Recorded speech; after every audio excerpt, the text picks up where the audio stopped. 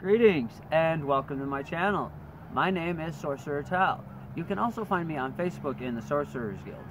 Today we're at a local pond called Steed's Pond, and there's an urban legend here about a little boy that drowned that's circulated through the area. I have never personally experienced anything with a little boy here. Some people do say that they hear weeping and stuff like that, but I've never heard any of that. What did happen to me, however, once is I was down here at night, and there used to be a big bush right here. This was many years ago, and I was sitting over here on this side of the bush smoking a cigarette. Every time I moved, I'd hear a very loud growl.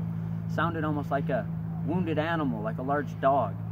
And as I smoked my cigarette, I'd make a few more noises just to get it to growl a little bit more so I could be sure of where it was, and it sounded like it was exactly on the opposite side of me.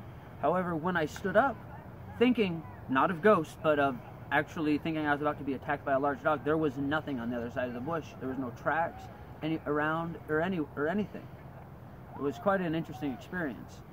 So I want to talk a little bit more about urban legends. As I said, there's an urban legend here, but back in my high school days, there was a legend about a boy named a boy named Six, which I would assume wasn't his real name, that had hung himself from the sixth spotlight. In fact, there was even an indent under the chair, or on the chair underneath the sixth spotlight. But as I researched this legend, I found out that it was not true.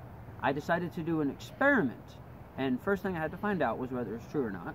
And as I said, I discovered that it was not true. I went and researched the newspapers. I actually spoke to one of my teachers at my school that was there at the time, and no one that was around at the time had ever heard about it, and it supposedly happened during a assembly. So clearly, it was a false legend.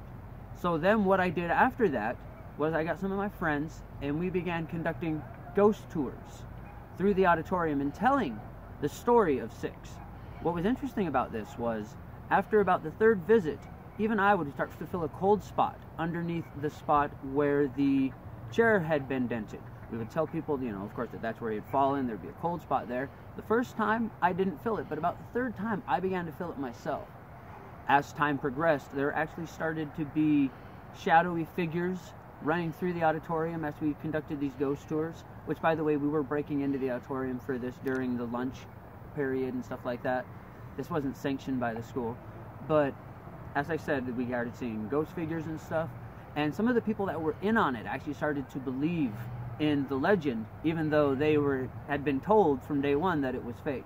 We eventually had to cancel the study because me and another person, who again was in on the legend, actually seen an image of a face cackling at us from a spot where we were going to hide a styrofoam head to create a projection image.